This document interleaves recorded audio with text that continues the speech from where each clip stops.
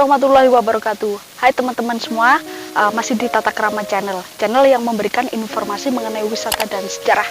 Nah teman-teman, Kota Gresik memang terkenal dengan objek wisata yang berbau religi karena adanya makam Sunan Giri dan makam Sunan Maulana Malik Ibrahim.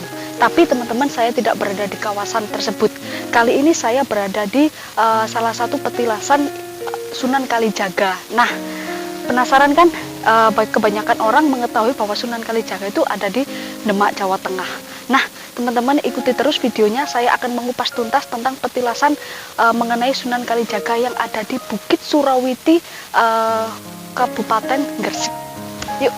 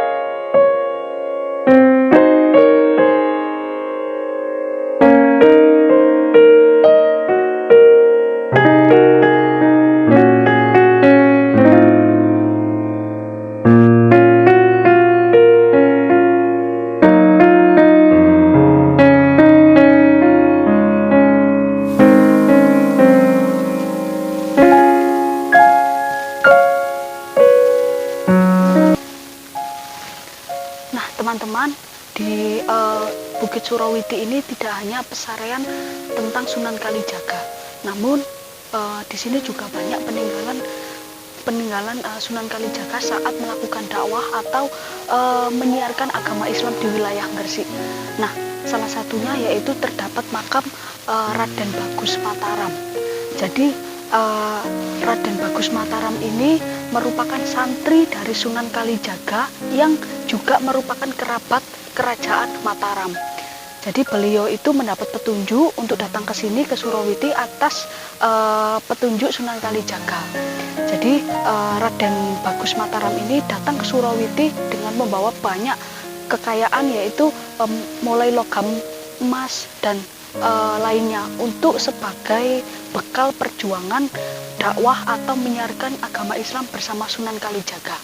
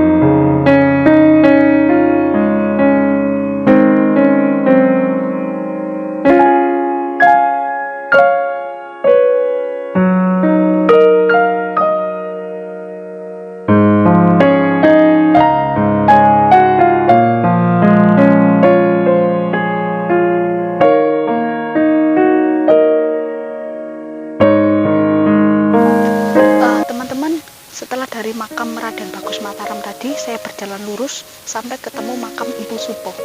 Nah, Empu Supo ini merupakan empu kesayangan dari Sunan Kalijaga.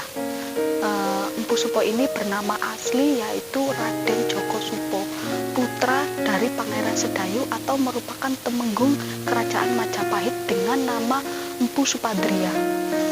Nah, Empu Supo ini yaitu ahli membuat keris sakti karena mewarisi keahlian ayahnya yaitu Empu Supadria. Empu Supo sendiri ini atau Raden Djoko Supo ini sebelumnya itu beragama Hindu karena beliau hidup di masa pemerintahan Prabu Brawijaya di abad ke-15. Setelah bertemu Sunan Kalijaga, akhirnya beliau memeluk agama Islam dan menikah dengan adik kandung Sunan Kalijaga yang bernama Dewi Rasowulan.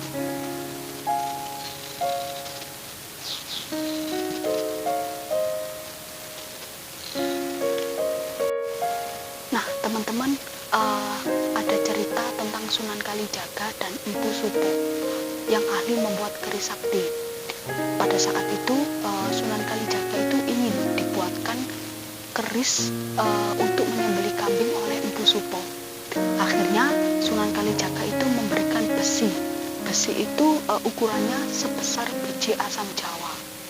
Nah, saat itu Empu Supo pun kaget karena Sunan Kalijaga hanya memberikan besi sebesar biji asam jawa.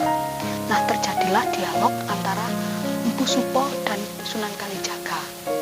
Empu Supo mengatakan bahwa besi tersebut tidaklah cukup digunakan untuk membuat keris seperti yang diminta oleh Sunan Kalijaga. Lalu Sunan Kalijaga meyakinkan kepada Empu Supo bahwa besi yang diberikannya itu tidaklah sebesar biji asam jawa, melainkan sebesar gunung. Karena keyakinan Sunan Kalijaga tersebut, akhirnya Empu Supo dengan keahliannya membuat keris mencoba untuk menjadikan besi tersebut keris ya seperti yang diminta oleh Sunan Kalijaga. Nah, setelah keris itu jadi, diberikanlah kepada Sunan Kalijaga. Nah, Sunan Kalijaga pun terkejut karena keris yang dihasilkan oleh Empu Supo tidaklah seperti perkiraannya yang digunakan untuk menyembelih kambing. Besi dengan ukuran biji asam jawa tersebut di tangan Empu Supo itu menjadi keris yang sangat indah dengan lekuk 13 yang berwarna kemerahan. Akhirnya Sunan Kalijaga memberikan nama keris tersebut dengan nama keris Kiai Sangkelat atau artinya semu kemerahan. Lalu Sunan Kalijaga ingin dibuatkan keris lagi oleh Empu Supo dan Sunan Kalijaga memberikan besi sebesar biji kemiri ke Empu Supo. Dari besi tersebut Empu Supo membuatkan keris lagi. Jadilah keris itu seperti pedang atau golok dan diserahkan ke Sunan Kalijaga. Mengetahui hasil keris yang dibuatkan oleh Empu Supo tersebut, Sunan Kalijaga sangat senang sekali dan diberikan nama keris tersebut yaitu keris Kiai Carubuk. Nah, teman-teman, jika kalian ingin ke sini, datang ke Surawiti, terutama di makam Empu Supo, tolong jaga tata keramanya ya, karena biar bagaimanapun kita harus tetap menghormati leluhur, apalagi beliau ini adalah pejuang untuk menyiarkan agama Islam bersama Sunan Kalijaga. Dan jangan lupa kalau kesini jangan membuang sampah sembarangan, jaga kesopanannya, jaga tata keramanya, dan jaga kebersihannya.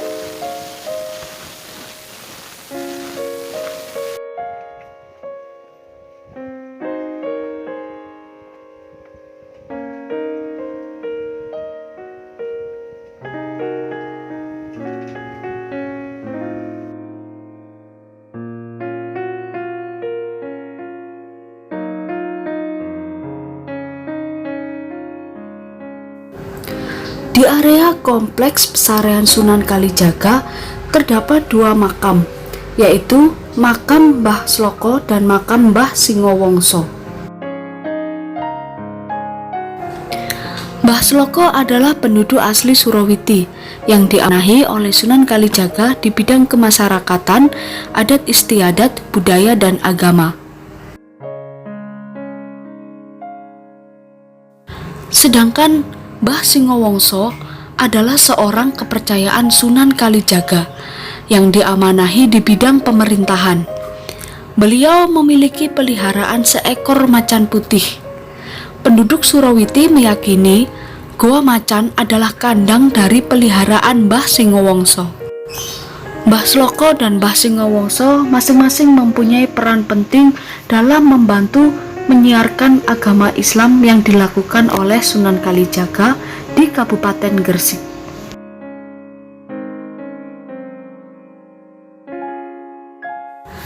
Bagi peziarah yang ingin berziarah di pesarian Sunan Kalijaga di Bukit Surawiti, Kabupaten Gresik, saya sarankan agar peziarah datang di hari Senin dan Kamis, karena pesarian hanya dibuka di hari Senin dan Kamis saja.